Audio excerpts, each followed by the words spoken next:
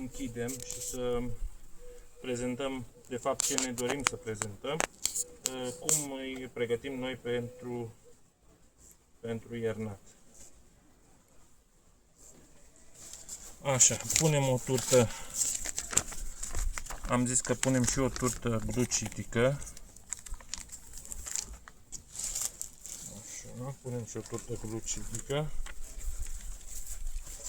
Drept completare de hrană. El are o ramă de miere după diafragmă din care să-și tragă miere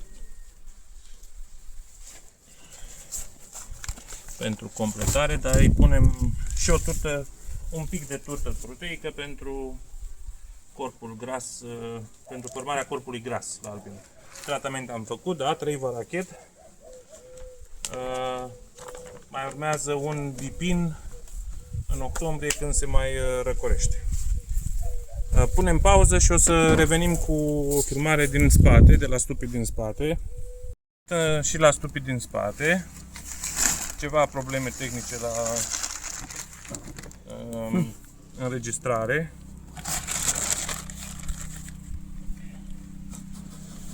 Așa. Pe aceștia am restrâns deja pe 5 rame. Doar 1 sau 2 sunt pe 6 și 7 rame. Restul sunt restrânși pe 5 rame. Facem aceeași intervenție. Verificăm rapid ce avem pe rame. Ultima ramă, miere, hrană. Da. Grea, căpăcită, excepțională pentru iernat. A doua ramă, așa. La fel, mâncare multă.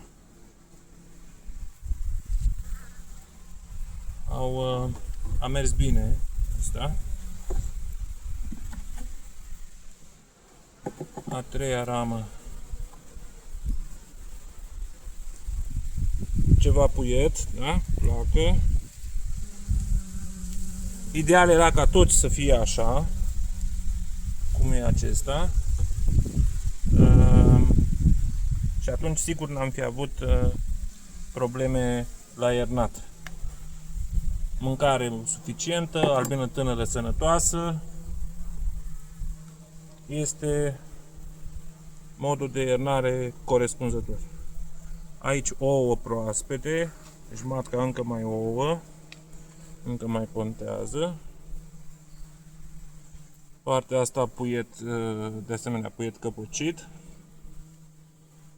Asta este o familie, un roi, un stup pe gustul meu. Așa găsesc că trebuie să ierneze.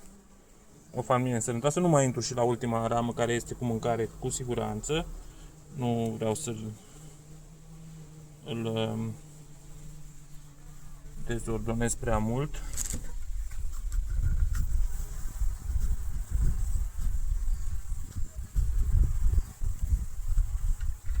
Sigur, nu-i vom mai da turtă glucitică aici, pentru că nu are nevoie de mâncare suplimentar. O să-i dăm doar turtă proteică pentru formarea corpului gras la albină. Tratamentele le are făcute, mâncarea are suficient pentru 2 ierni. Ăsta e un stup care la primăvară sigur va avea un start foarte bun. Îl ținem minte și verificăm la anul dacă am avut sau nu dreptate. Să ne uităm la număr, trebuie să fie numărul 1 din spate, da? 1 din spate.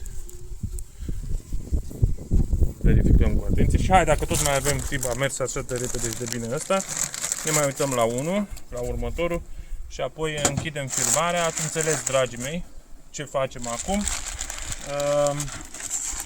În mod normal, stupii ar trebui să arate toți așa, eventual cu o ramă de albină miere în plus, și atunci nu ar fi nevoie de niciun fel de hrănire suplimentară, turte sau alte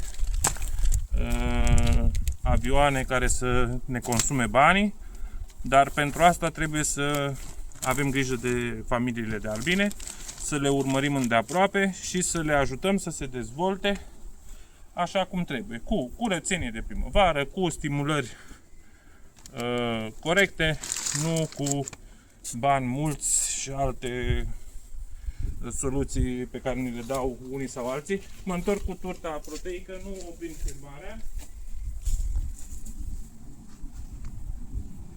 Imediat. Filmăm stupii așa din...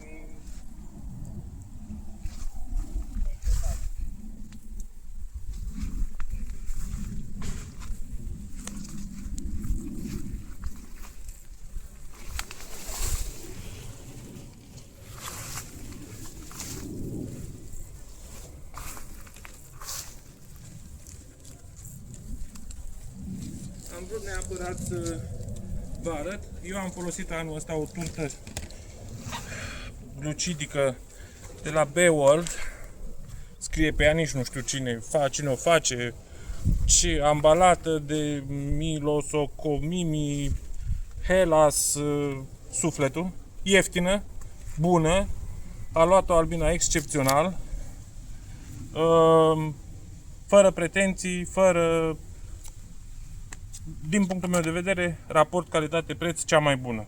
Nu 10 lei, nu 12 lei, nu cu plante, nu cu ulei de pește. O turtă din zahăr, 100% alb zahăr din sfeclă. Se descompune la 116 grade Celsius prin metoda inversării și se face turta asta. O turtă cinstită, la un preț mic. La începutul anului era 5,90 lei. Acum cu noile decizii fiscale a ajuns undeva la 6,40 lei. În schimb, excepțional a luat-o albina. Pe măsură ce stă în stup, nu se moaie la căldură, ci rămâne într-o consistență ușor de asimilat de către albină. Mă declar super mulțumit de această turtă, chiar dacă este cea mai ieftină de pe piață. Da? Albina a luat-o, a crescut sănătos și din două semi-roiuri am reușit să facem 11 familii, 11 roiuri. E drept cu 2 prinși din copac, deci 9. Totuși o performanță excepțională, o creștere de 450%, mi se pare un randament excepțional. Aici avem rană cu mâncare, a prima ramă cu mâncare, a doua tot ramă cu mâncare, a treia am pus eu o ramă la crescut,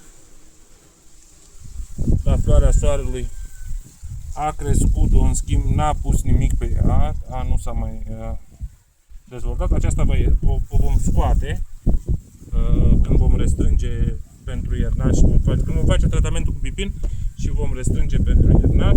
Aș putea să o scot și acum. Așa, ce mai are? Mai are mâncare. Asta deja e pregătit pentru iernat. Matca a mai pontat foarte puțin. Da, și ultima ramă tot mâncare. Mâncare din abundență. Lucru esențial pentru dezvoltarea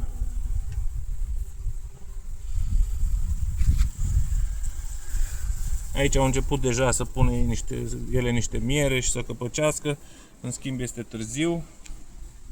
O vom scoate de aici și o vom folosi la primăvară, sigur că da. Deci asta va ierna pe 4 rame, cu multă mâncare, multă albină, așa încât la primăvară să poată face treabă bună. Îi dăm turtă proteică pentru corpul gras al albinei, știm.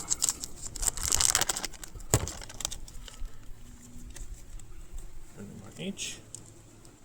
Și bucata de turtă glucidică, care, uitați, a stat pe tabla caldă și este ca o, nu știu să spun, un șerbet mai gros, excepțional, excepțional, excepțională și ieftină și din sfeclă de zahăr, nu din hidrolizat de porumb și alte mizerii ce se propun la bani mulți pentru apicultorii care nu știu atât de multe cum știu cei cu experiență. Și eu am învățat de la alții, nu m-am născut deștept, dar nu mai fac greșelile pe care le făceam acum ani de zile. Filmăm un pic și aici, da? 4 rame, la fel, semn că lucrurile funcționează bine, la fel plin de mâncare, albină. Sunt roiuri, da? Să avem în vedere că astea sunt roiuri care au plecat de la o ramă și 2 rame cu măci făcute de noi. Aici sunt slăbuți, cu măci făcute de noi. Ne uităm așa fugitiv de ce e așa de slăbuți. Cu măci făcute de noi. Aici slab. Se prezintă slab. Ăsta cred că e cel mai slab dintre toate.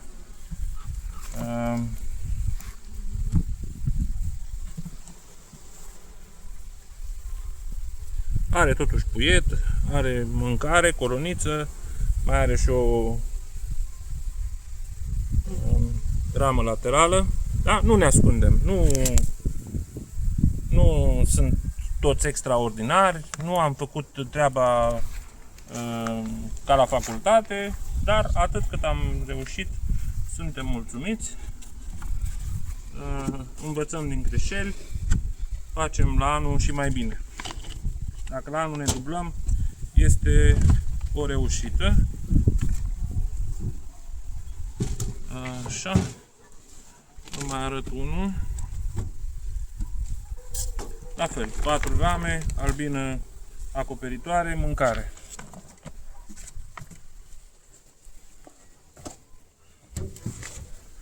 Aici, numărul 6. 2, 4, 6 rame, albină acoperitoare. Sigur am putea să facem o egalizare a stupilor, să-i punem toți pe 5 rame. O să vedem la momentul tratamentului cu bipin dacă vom face acest lucru. Sigur, aici trebuie să vă spun, am avut un rateu. Una din măcile pe care le-am făcut eu nu s-a împerecheat și am luat o matcă Oxana, se numește, de la ucrainieni, ca să fim și noi în ton cu trendul. Nu este mai bună decât a noastră, da? Nu a performat mai bine. Am ajutat-o mai mult ca pe stupii mei, roii mei. Repet, nu a fost la nivelul reclamei pe care au făcut-o cei de la magazinul apicol, cum ne-am și obișnuit deja. Uitați, asta este, spre exemplu, matcă făcută de mine. Arată cel puțin la fel. Da? Roiul, albină multă, harnică, sănătoasă. Și trebuie să avem în vedere că ăsta este un stup în care am folosit rame cu puiet din primul stup de acolo care avea puiet văros. Da? Ne-am chinuit, am pus botcă, a ieșit, s-a împerecheat, puiet văros în continuare, dezvoltare slabă, codraton cu zahăr pudră a fost tratamentul care a reușit. Am luat zahăr pudră, am folosit cu codraton, exact cum scrie la prospect. Am dat cu codraton din abundență și cu zahăr pudră, a curățat, a lăsat pe fund mult zahăr pentru că n-a reușit să-l care pe tot. După care după 2 săptămâni și 3 tratamente am venit, am curățat fundul și acum deocamdată am scăpat de puiet văros. Ramele, sigur, au fost schimbate, da? Am pus rame foiță nouă. Așa suntem astăzi cu roi. Am vrut 15 din 2 familii de pe 2 și 3 rame amărâte, dacă vă uitați la filmările din aprilie-mai. Am reușit să facem 11, suntem bucuroși. Însă, ca toți apicultorii care cunosc meserie, în apicultură nu e ca la gâște. bobocii nu se numără toamna, ci se numără primăvara. Vom vedea la primăvară cu cât ieșim din iarnă și atunci ne vom putea cuantifica, măsura foarte corect bucuria noastră. Vă mulțumesc, vă urez o iernare ușoară, sănătate familiei, multe bucurii și împliniri în continuare și să ne auzim la anul la fel de încrezători. Butaie pline, la revedere!